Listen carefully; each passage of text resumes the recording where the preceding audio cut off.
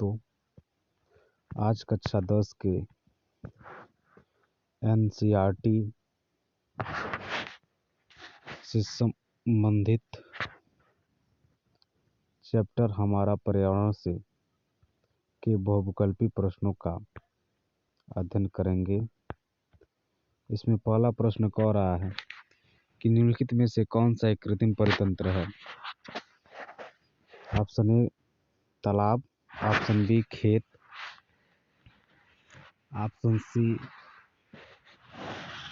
झील और option D one.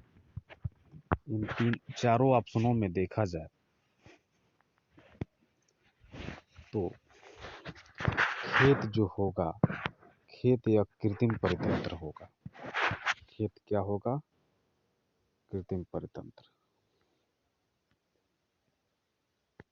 प्रश्न 2 कह रहा है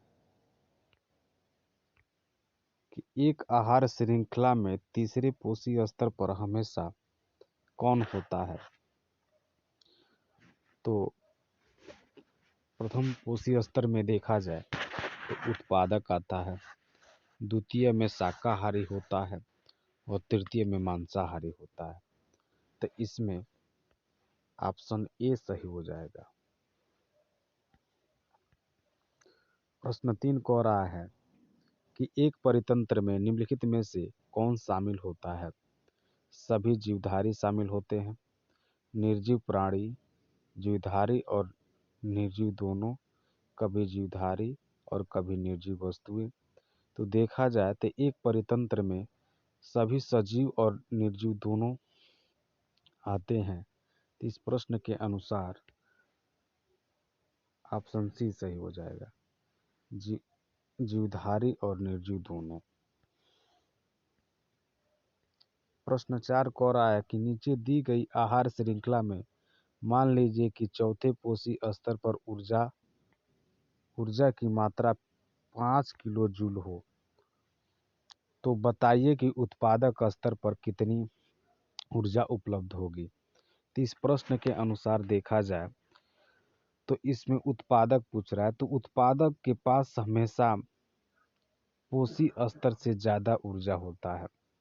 तो अगर उत्पादक के पास 5000 किलो जूल ऊर्जा होगी तो चौथे पोषी स्तर तक आते आते 5 किलो जूल ऊर्जा बचेगी। इस प्रश्न के अनुसार ऑप्शन डी सही हो जाएगा। चलिए,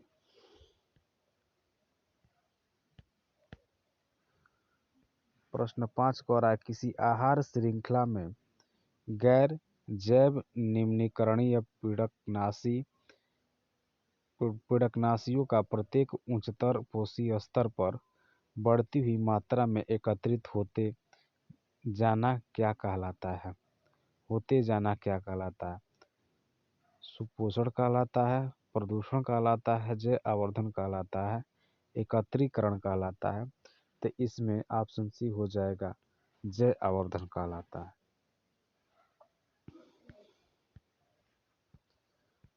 प्रश्न 6 कह रहा है कि ओजोन परत का घटते जाना किसके कारण होता है?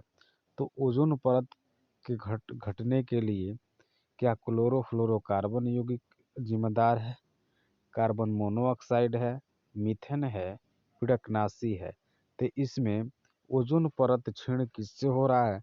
सीएफसी के चलते, अर्थात क्लोरोफ्लोरोकार्बन के चलते हो रहा है। प्रश्न 7 कह रहा है कि वे जीव जो सौर ऊर्जा का प्रयोग करते हुए अकार्बनिक यौगिकों से कार्बोहाइड्रेटों का संश्लेषण कर देते हैं, निम्नलिखित में से क्या कहलाते हैं? तो सभी लोग इससे परिचित हैं कि सौर ऊर्जा के द्वारा अर्थात प्रकाश संश्लेषण के द्वारा पेड़ पौधे ही अपना भोजन बनाते हैं और वो अकार्बनिक यौगिकों से कार्बोहाइड्रेट का संश्लेषण कर देते हैं। अर्थात पेड़ पौधे क्या हैं? क्या अपघटक हैं, क्या उत्पादक है, शाकाहारी हैं कि मांसाहारी हैं? तो देखा जाए तो पेड़ पौधे जो होते हैं, पेड़ पौधे उत्पादक होते हैं। प्रश्न 8 कह रहा है कि परितंत्र में एक पोषी स्तर से अगले पोषी स्तर तक स्थानांतरित होने के लिए उपलब्ध 10% ऊर्जा किस रूप में जाती है? तो एक पोषी स्तर से दूसरे पोषी स्तर तक ऊर्जा क्या ताप ऊर्जा के रूप में जाती है, प्रकाश ऊर्जा के रूप में जाती है, क्या रासायनिक ऊर्जा के रूप में जाती है, क्या यांत्रिक ऊर्जा के रूप में जाती है? तो देखा जाए तो एक पोषी स्तर से दूसरे पोषी स्तर तक ऊर्जा रासायनिक ऊर्जा के रूप में जाती है। प्रश्न 9 कह रहा है किसी उच्चतर पोषी स्तर के जीव जो निम्नतर पोषी स्तर के अंतर्गत आने वाले अनेक प्रकार के जीवों से अपना भरण पोषण प्राप्त करते हैं, क्या बनाते हैं? अगर देखा जाए तो प्रत्यक्ष या परोक्ष रूप से पेड़ पौधों पर ही प्रत्येक जीवधारी क्या आश्रित होता है, और वो आश्रित हो करके एक ऊर्जा का अर्थात आहार का एक जाल बना लेता है। तो इस प्रश्न के अनुसार ऑप्शन ए सही हो जाएगा। चलिए, आहार जाल। प्रश्न 10 कह रहा है कि एक परितंत्र में ऊर्जा का प्रवाह हमेशा क्या एक दिशा में होता है, क्या दो दिशाओं में होता है, क्या अनेक दिशाओं में होता है, क्या किसी विशिष्ट दिशा में नहीं होता है? तो देखा जाए ऊर्जा का प्रवाह हमेशा एक दिशा की तरफ होती है, अर्थात प्रश्न के अनुसार इसमें ऑप्शन ए सही होगा।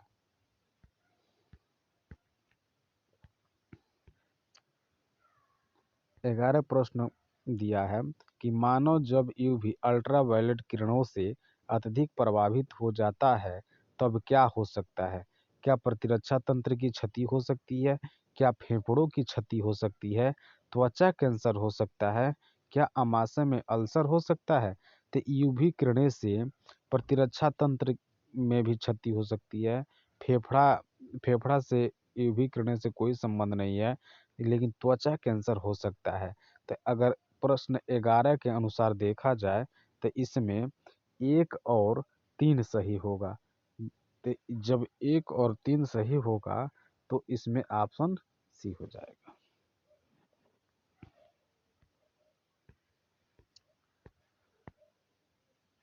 प्रश्न 12 कह रहा है कि पदार्थों के निम्नलिखित वर्गों में से कौन से वर्ग में केवल गैर जैव निम्नीकरणीय वस्तुएं शामिल हैं? तो देखा जाए तो गैर जैव निम्नीकरणीय का मतलब होता है, जैव निम्नीकरणीय का मतलब होता है कि ऐसा पदार्थ जो मिट्टी में मिल करके क्या मिट्टी में सही तरीके से सड़ गल जाए, और गैर गैर जैव निम्नीकरणीय का मतलब ऐसा पदार्थ जो मिट्टी में क्या हो सही तरीके से गले न, अर्थात वो अपघटित न हो। तो इसमें देखा जाए तो आप पहला दिया है कि लकड़ी कागज चमड़ा, तो लकड़ी भी गल सकता है, कागज भी गल सकता है और चमड़ा भी गल सकता है। और इसमें देखा जाए दूसरा पॉलीथीन नहीं गल सकता, प्रक्षालक पीवीसी, प्लास्टिक प्रक्षालक घास ये जल सकता है, अर्थात ये मिट्टी में गल सकता है कुछ हद तक। तो इसमें देखा जाए तो प्रश्न बी का ऑप्शन सी, प्रश्न बी का क्या सही हो जाएगा? ऑप्शन सी सही हो जाएगा। प्रश्न बी का, एक मिनट,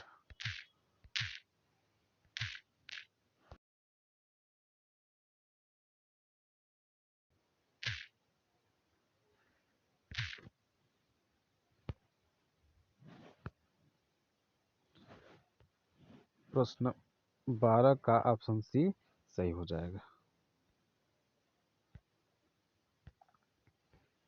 प्रश्न 13 कह रहा है किसी आहार श्रृंखला में पोषी स्तरों की संख्या को निम्नलिखित में से कौन सीमित करता है? उच्चतर पोषी स्तरों पर ऊर्जा में कमी होना, भोजन की उपलब्ध मात्रा में कमी होना, प्रदूषित वायु होना, जल।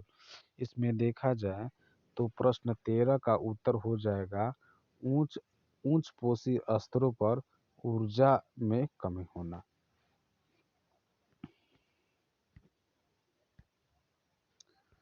14 प्रश्न कह रहा है कि निम्नलिखित कथनों में से कौन सा कथन सही नहीं है।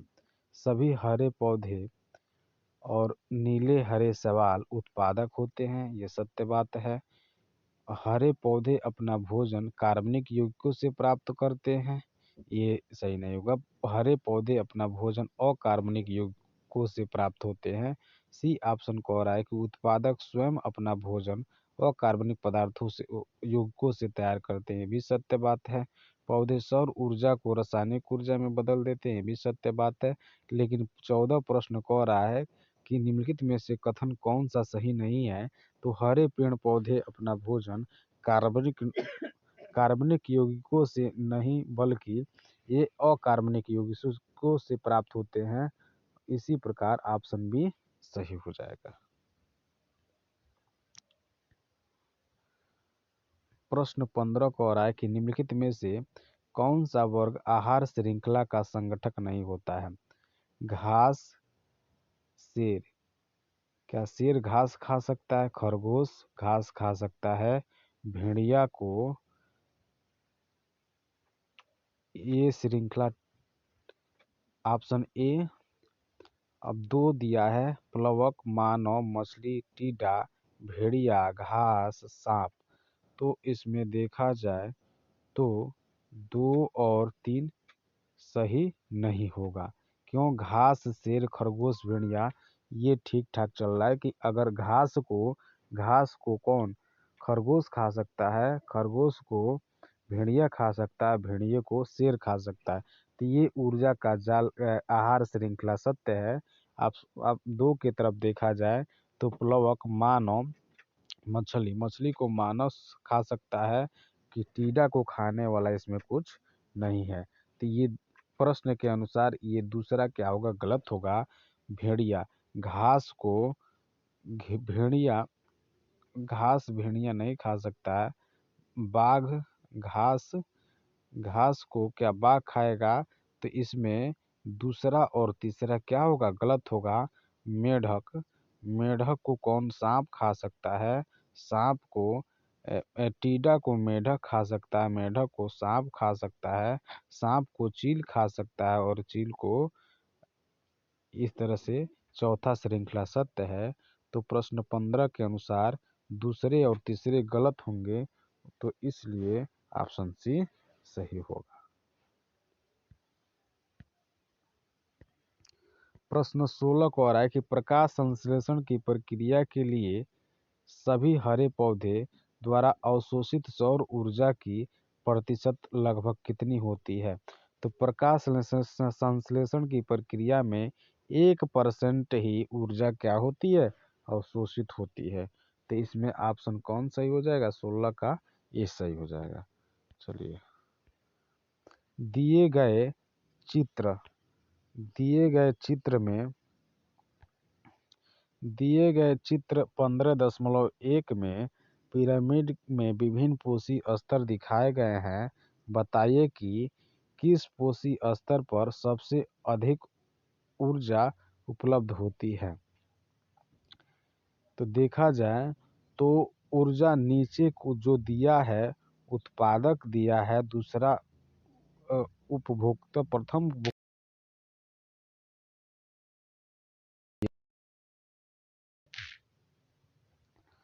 और चौथे पे क्या तृतीय उपभोक्ता दिया है। तो इसमें देखा जाए तो ऊर्जा पूछ रहा है कि अधिक ऊर्जा उपलब्ध होगा। तो आप जानते हैं कि प्राथमिक उत्पादक के पास ऊर्जा 100% होती है, तो अगले पोषी स्तर पे 10% घटता जाता है। तो उसी प्रकार प्रथम अर्थात T1 के पास ऊर्जा जो होगा, T1 के पास ऊर्जा अधिक रहेगी। तो इसमें T1 किस ऑप्शन में है? सी ऑप्शन में। तो सी ऑप्शन सही हो जाएगा। 18 कह रहा है कि नीचे दी गई आहार श्रृंखला में से यदि हिरण के निकाल दिया जाए तो क्या होगा।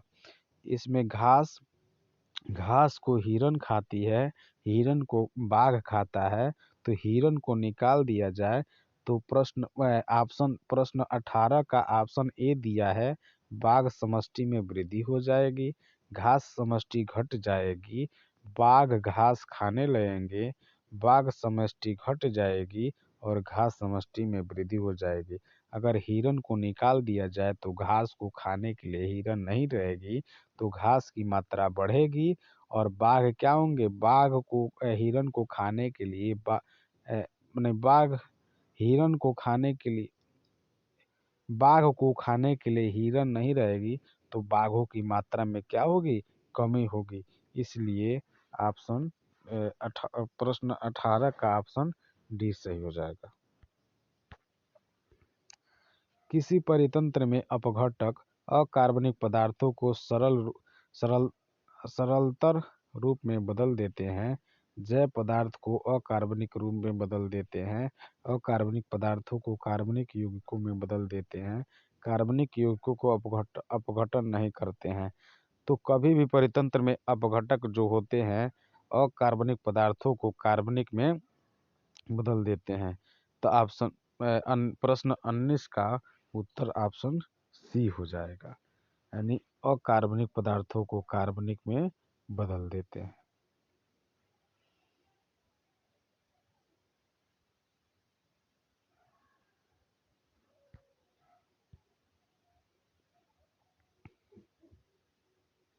सॉरी, 19 का बी सही होगा। जैव पदार्थों को अकार्बनिक में, जो अपघटक होते हैं, अपघटक जैव पदार्थों को अकार्बनिक रूप में क्या करते हैं, बदल देते हैं।